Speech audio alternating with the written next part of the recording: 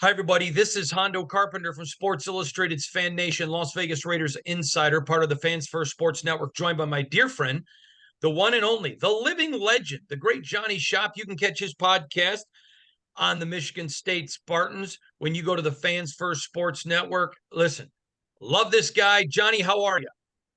I'm good, Hondo. And I know it's hot out there, and I know there's storms out there, but the season is coming, so everyone's getting a little more excited. I'm in La La Land, and it's beautiful and sunny, and they're acting like the end of the world is coming with weather. It's hilarious. They're like, folks, we may get 2 or 4 inches. Yeah, although it is wild to think that basically a hurricane is going to be working its way up, or something tropical working its way up the Baja coast all the way through California. So I hope you got an umbrella. Well, we just certainly hope that everybody stays healthy and safe, and it's fine. And to give them credit, it's so dry that the water doesn't really have anywhere to go. So, but you know what? It's been parched here in California for a long time, and in Vegas where I live. And I know they're going to get a ton of rain up in Vegas too. So we're glad for the rain. Just hope no injuries. John, we got a ton to talk about. And I want to start with the Raiders, because obviously this is a Raiders subject. When Mark Davis moved the Raiders to Vegas, he could not get a stadium in Oakland, just couldn't do it. The people there didn't want it. He wanted to stay. It didn't work. And I'm not blaming the city of Oakland. I can totally see the arguments when governments say, listen, why should we give billionaires millions in free tax money? I have no issue with it, but it's a business. So if you don't do it, then you're going to live with the objects. And he needed a new stadium. Raiders were unable to compete. People say, what do you mean? There was lots of people there. They didn't have luxury boxes. See, let me explain something that I know most people don't. Teams have ticket share. So you want your teams to, sell tickets. But that revenue that comes from luxury boxes is for the team. And so the Raiders were a team that struggled with finances. Then they moved to Vegas, which there is no struggle. Mark Davis is rolling in cash. The franchise is more than doubled in value. And in fairness to him, the tickets in the stadium are not overly priced. They're very fair. But casinos and ticket brokers and people just buying tickets on their own to make money bought those seats, and now it's the most expensive ticket in the National Football League. And that's not on Mark Davis. That's the fact that it's a high commodity. It's a place where everybody wants to go visit. So if you live in Chicago and you got a chance in December when it's 10 below to go watch the Bears, are you going to pick Soldier Field or take a weekend to Vegas? Well, a lot of people are going to take a weekend to Vegas. But I understand why fans are frustrated, because they look at the stadiums and they see a lot of the other teams' colors. Now we're here in Cali, where every game I've covered in Cali, the crowd is bigger for the Raiders than it is for the home teams. Why? Because a lot of Cali fans who can't make the trip to Vegas will pay the extra money to get the seats here in Cali. I understand fans' frustration. I understand Mark Davis's position. I certainly don't blame him. But at the end of the day, I think this is what sports has become. I have a friend who's a very large ticket broker in the Midwest. I mean, he has tickets everywhere around the country. And any event, border to border, coast to coast, it is a business. This is a business. And I understand both sides of the frustration, but I don't really think anybody's doing anything wrong. Your perspective. Yeah, really what you said at the end, I think, stands out, that nobody's really doing anything wrong. The way the NFL is set up, and I really first remember it when they did a bunch of expansion of stadiums, and a lot of new stadiums were built, including the stadium outside of DC when Dan Snyder took over. Immediately, there was a focus on, here's all this new revenue going to come from these boxes, and it's revenue that team can spend. And they did that right away. They didn't do it very well, but they did it right away. After that, we saw a number of other new stadiums built. And when we did, there was deeper attention on the potential revenue from private seat licenses and luxury boxes. With that in mind, the franchise in Oakland, the Raiders, there was nothing they could do. They were not going to get a new stadium, as you said. There was no viable third or fourth renovation out there at the old Coliseum.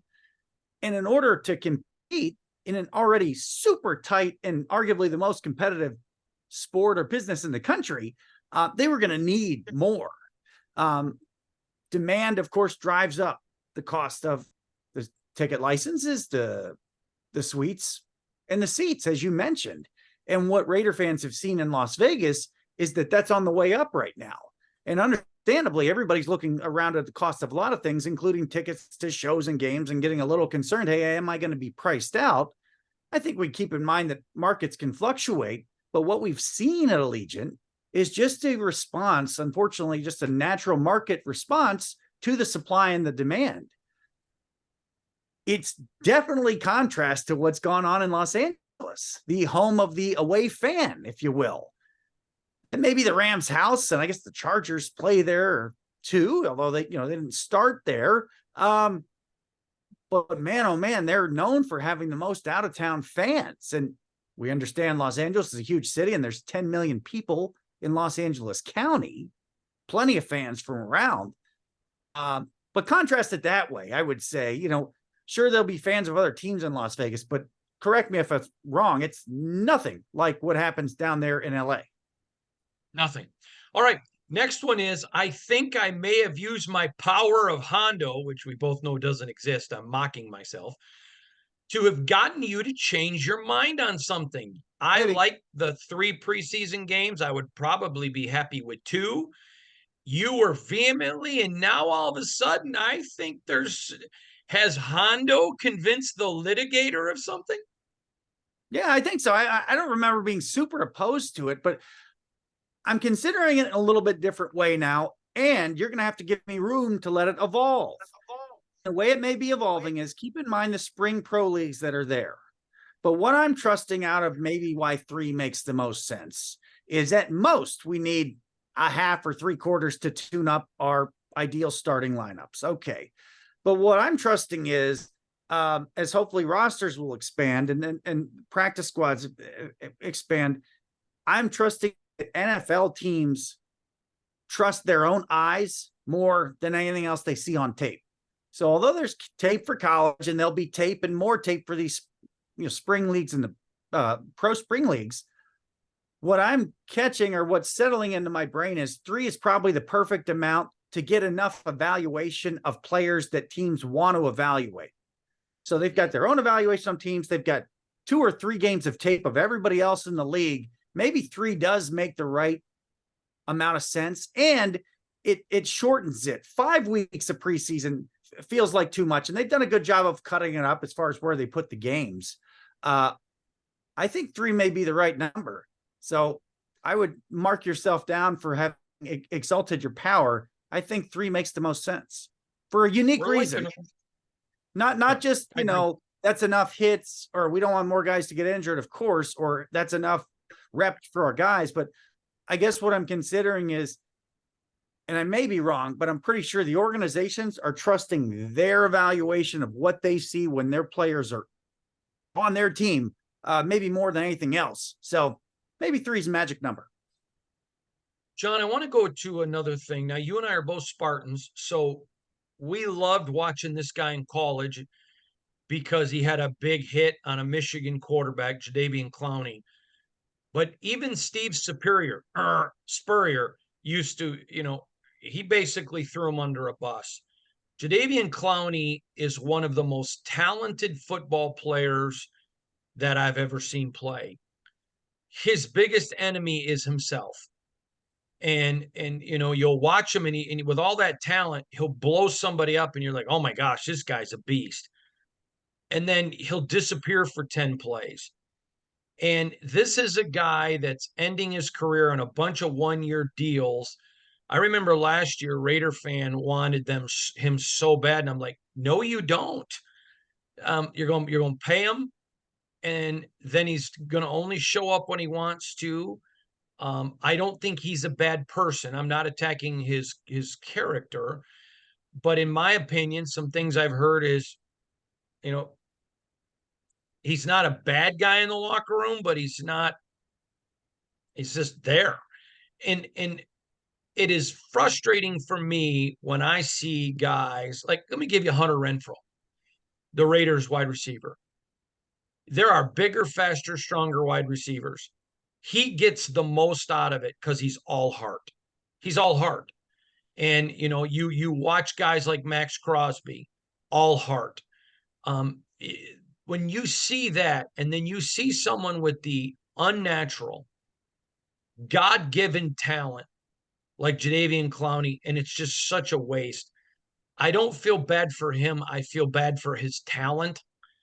Your thoughts on the Jadeveon Clowney situation?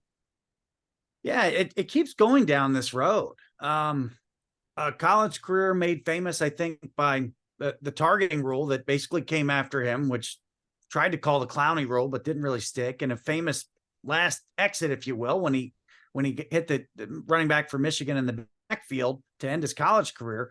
So off we go, right? Well, something got off track.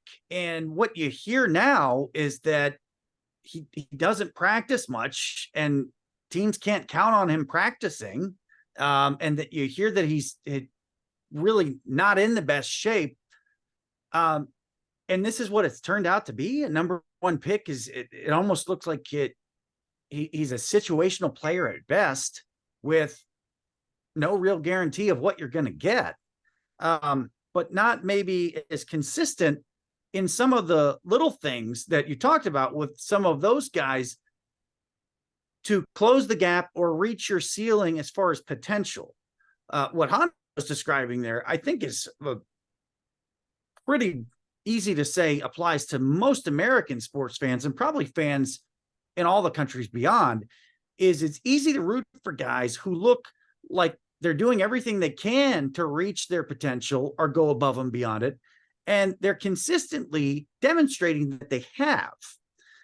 It's easy to root for those kind of guys, whether they're Kirk Cousins or a Max Crosby, or whether they're, a guy like J.J. Watt. If everybody saw how hard he worked, where he said the secret kind of for me was, I feel like I haven't made it. I'm just starting over year one.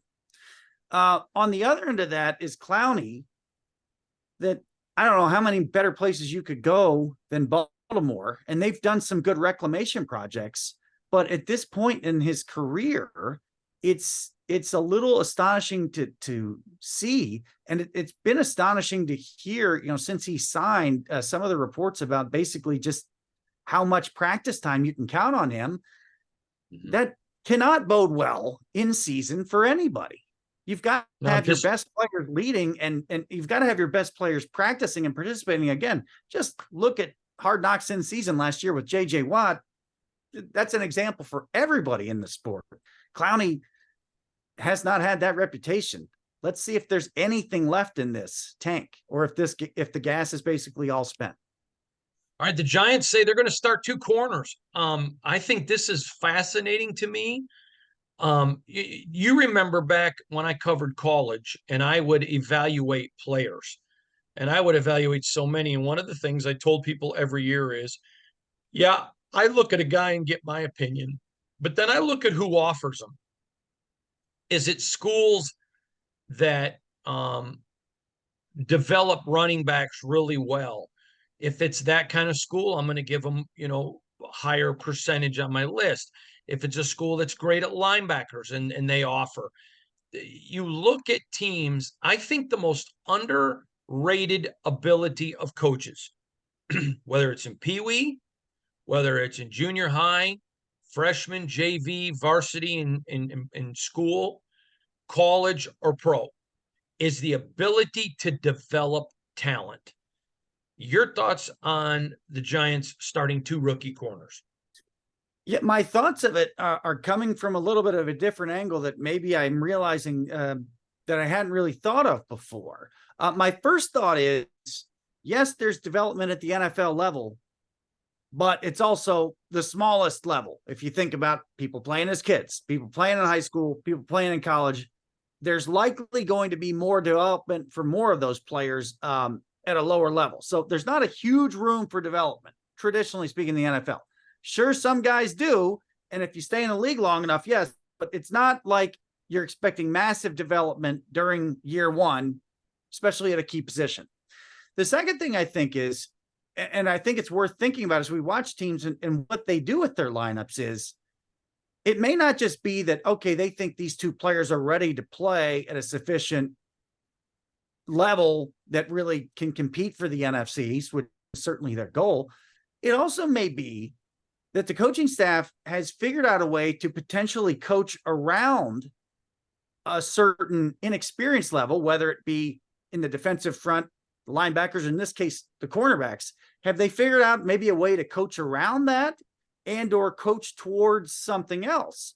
And that's kind of what I'm interested to watch with the Giants. I want to see how many big plays in the passing game they give up early. I want to see how those two young corners do. We don't expect them to be perfect, but Wink Martindale has a plan. And Brian Dable, I believe, has said, hey, go with it and let's take a shot at it. So when I saw this headline, it got me thinking. When I saw it earlier this week, I thought, it's not always just about the players. It may also be that the Giants think we can coach around that for basically as long as we think we're going to need to before we might tweak back to basically our total base thinking, if you will. And I'm curious, how often do you think that happens in the NFL? And is that something that some of us have not maybe thought about a lot before, obviously at the beginning of a season? It's a big deal because of the 53-man roster. I mean, a lot of people don't understand that because they'll look over at a college game and they got 100 guys or 110 guys, whatever, because you got a lot of walk-ons, whatever. But it is a big deal in the NFL. You've got to play with what you have. Injuries are so brutal. And there are times you have to change your scheme because you just don't simply have the players. It's phenomenal. I was joking with an NFL general manager once who said sometimes people think a 6'6", 340-pound defensive tackle or a 6'9", 330-pound left tackle grows on trees, and they don't understand. They just don't. And I think that's a good look there. All right, I want to go to something else. The number one rookie quarterback in the NFL after week 1 was Aidan O'Connell for the Raiders. He looked phenomenal. Now, I'm telling you, I'm in practice every day. He's clearly the third string. He hasn't beat out Jimmy. He hasn't beaten out Brian. So we're not having this discussion because of him. Mm-hmm. But I'm a firm believer is if it's close. Now, I know, as you know this because we've been friends a long time, I'm friends with a lot of college coaches. Do you or do you not know that factually? Absolutely true. Yes. Current coaches as well. Yeah, mostly. Yes. Lots of them. Yeah. And one of the things that a lot of coaches do, it's 50-50. I know one coach who's very famous. Well, I know lots of them, but one who has told me if two players are close, I'm always going to go with the veteran. He's not going to do something stupid, which I don't believe that, but it's his belief. I know a lot of coaches that think if it's close, I'm going to go with the young guy because if he has time to develop, it's not going to be long till he's going to be past the veteran. I'm in the second school. I think if a veteran clearly isn't better than a rook, you get that rook in there and let him learn because if they're close, the rook's going to pass them. Now, the Washington Commanders have made the decision. I know you like the name Red Tails, but the Washington Commanders have made the decision to go with Sam Howell, the record-setting quarterback out of North Carolina. I think he was a 5th-round pick. And to start him, I know there's been a lot of, but my opinion is you're paying these quarterbacks to be quarterbacks, and it sure worked out all right for Peyton Manning. There's a lot of guys it hasn't. I mean, Mitch Trubisky is a disaster, and everything I'm hearing out of Pittsburgh is a nightmare. But my point is if it's close, you go with the rook. I have no problem with this. Your thoughts on Sam Howell getting the nod as the number one guy? Well, let's take a look at in contrast with Trubisky. He was a guy maybe that didn't have enough college reps to even consider coming out. He's picked where he is, and you see what happened. So let's assume that Howell has had plenty of college reps, so he's good to go. Let's keep that in mind. Let's go back and tie in our discussion earlier this offseason about the rookie contracts. The rookie contracts come into play a little bit and I think we're seeing something change in real time, which is if you draft a quarterback, there may be more of an upside to finding out what he could do where he's at far sooner. I mean, nearly right away in Hal's situation. Ron Rivera may be thinking, we're going to find out what this guy can do early, because if it's really bad, we can adjust and get onto another track quickly. If it's really good, we can maybe advance a little quicker. Or if it's good enough to get us going, hey, we're already on the way and we're going to be further ahead with him 6 weeks in than we would have been if he sat an entire year. I think what we saw 5-7 years ago in the college game, when you saw Nick Saban go to Tua during a national title game, when you saw some other schools maybe not change a quarterback when they maybe could have. Now we're seeing situations where the teams at the top of that sport aren't afraid to change quarterbacks relatively quickly. I wonder if we're going to maybe see that a little bit at the NFL relative to new quarterbacks. And I wonder, my thinking on Hal is this franchise may be looking at it a different way and going forward a bit by going ahead and pretty immediately finding what this quarterback can do, because they can probably make a decision quicker either way.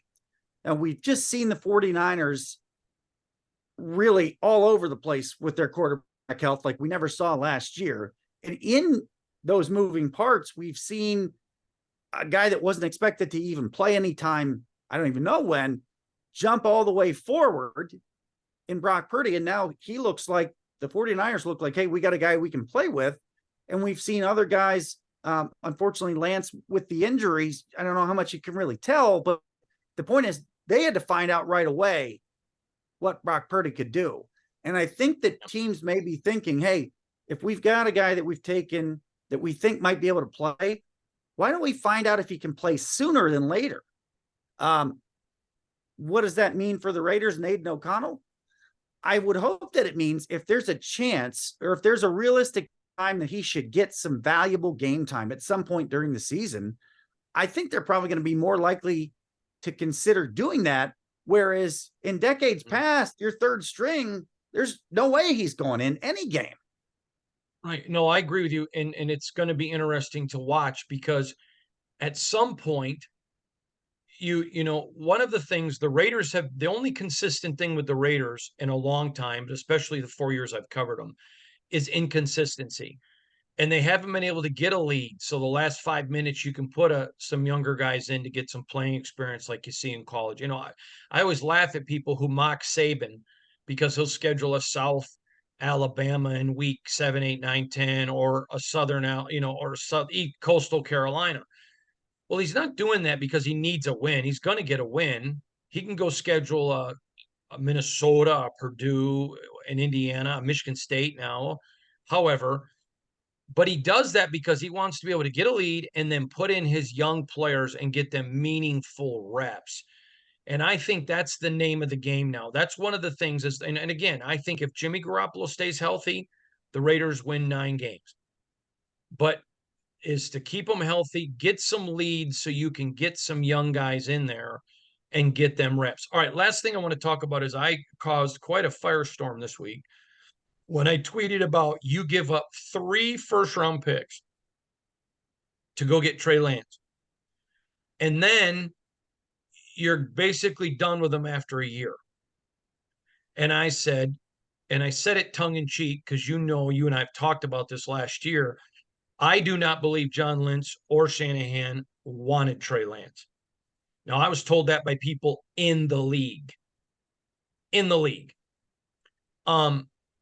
so I followed it up with a tweet, or was someone over their head. Now, San Francisco's been great drafters, and people who only saw part 1 of my tweet started ripping me. Oh, you got to give them grace. Look at how good I was making the point. You don't fire your whole scouting staff with that record. You got to look at, okay, why did they make that big of a blunder? And somebody over their head ordered that. I will, that's my opinion, but it's what I've been told by people in the league. And at some point, I mean, you gave up 3 first rounders and you're done with a guy after a year. That it's going to come out. because that's just how the NFL works. They're all a bunch of gossiping. But Yeah. what a blunder.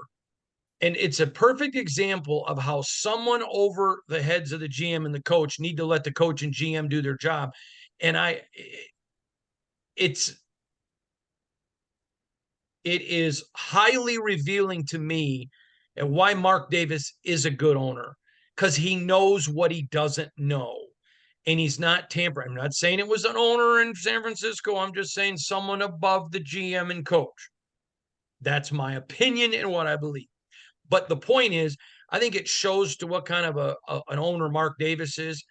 And I think it's fascinating what's going on. I don't blame Lynch. I don't blame Shanahan. I think it's somebody over their heads, whomever that is, that tinkered and needs to stop tinkering. But I think that situation is really a testimony to Mark Davis. Am I wrong?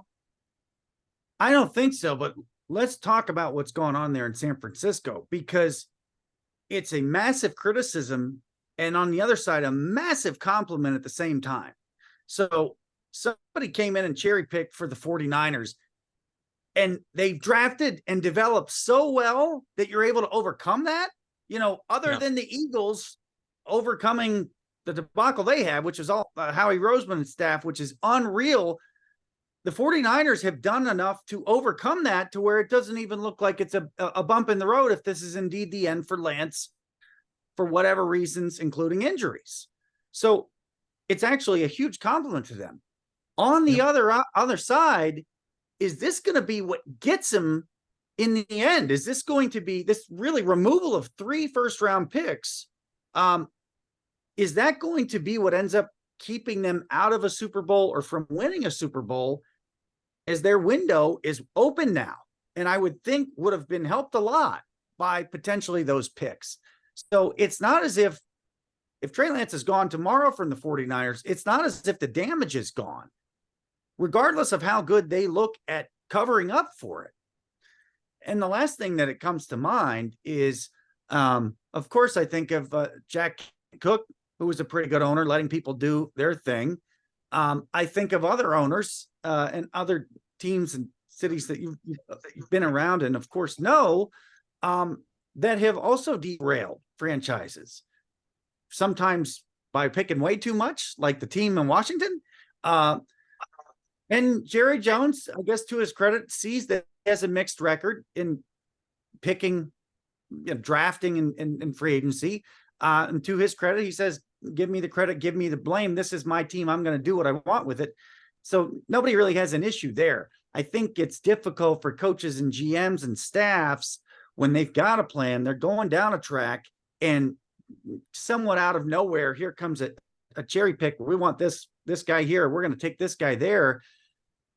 I think that's happened at half dozen to 18 franchises at times in the NFL. We know it's happened to at least a half dozen. I don't remember it ever happening really, really well, where team didn't want a guy.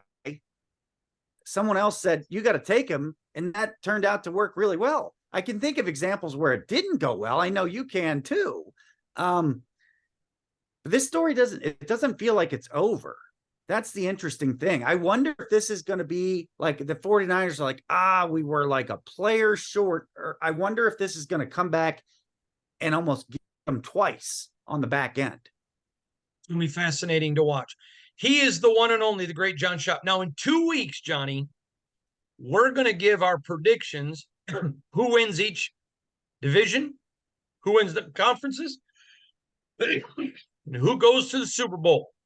We're going to give all those in 2 weeks. Of course, next week, we're going to continue our going around the NFL. Great show today, John. Remember, you can catch John's podcast, the Spartan Pride podcast, on the Fans First Sports Network.